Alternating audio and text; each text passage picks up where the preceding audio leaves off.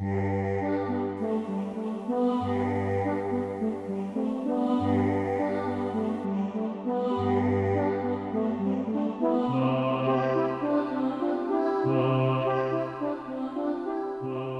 var her eventyret startede. Her er jo en fantastisk atmosfære. Der er en stilhed, der er en ro, og så er der det her gamle håndværk, som man har taget op igen i den her gamle træhytte, hvor der lugter af tjære, og der bare er miljø. Jeg tror, de fleste ved, at Læsø specielt har saltsydningens historie. Og også rigtig mange ved, at det er fordi naturen giver os noget super saltholdigt grundvand. Det er forudsætning. Man arbejder ikke med havvand her nordpå, for det er for tyndt. Det skal være rigtig stærkt. Så naturen herude i den sydlige del af Læsø gav mulighed for en saltsydning, der varede 500-600 år. Så var skovene opbrugt, og vi måtte stoppe i 1600-tallet.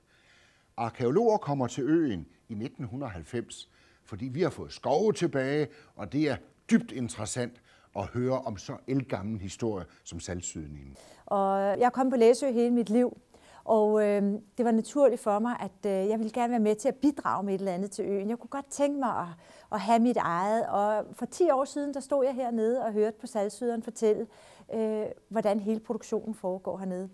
Den første sommer lavede vi altså salt ved at dampe alt vandet væk. Det blev noget underligt noget.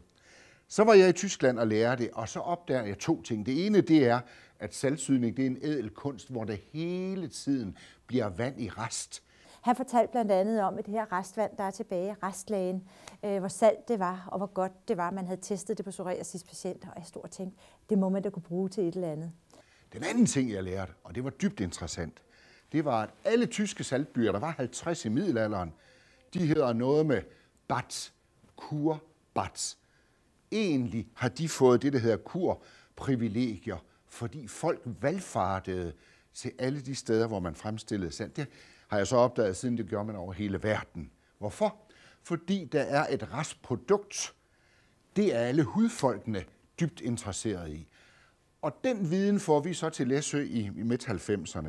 Og så er det jo lidt pudsigt, at den allerførste pige, der viser interesse for det her, at lave noget kur og lave noget behandlingsmæssigt på restlagen, det er faktisk det, vi kalder en københavnerpige. Man kan ikke andet end få inspiration i det her område.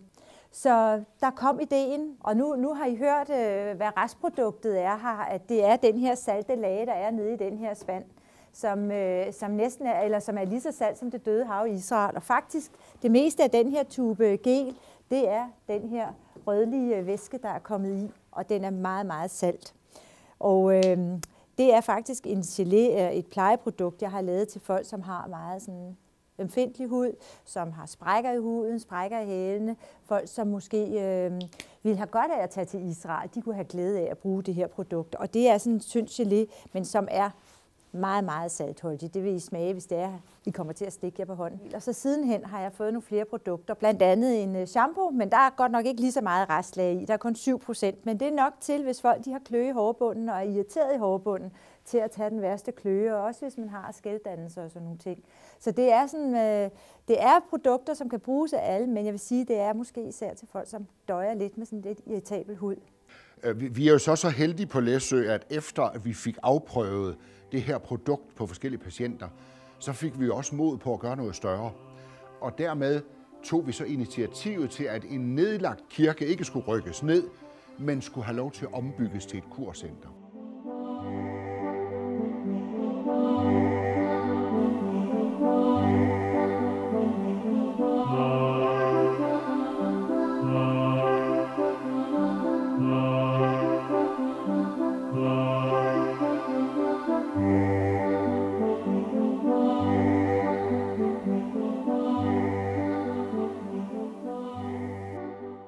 Det gamle kirketårn, som vi har bevaret, da vi byggede Læsø Kur.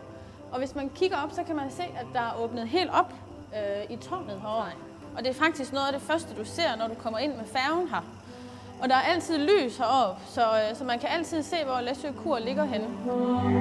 Herover har vi vores store bassin, som man kan bade i. Her er 2% salt i.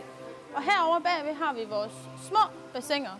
De 2 første er med 12% salt, og det sidste dernede er med 30% salt. Så man ligger simpelthen og flyder heri, og det er rigtig dejligt både for vores wellnessgæster og også for vores psoriasispatienter. Vores psoriasispatienter kan selv behandle sig nede i saltvandet, og det hjælper rigtig meget på deres psoriasis, som de har.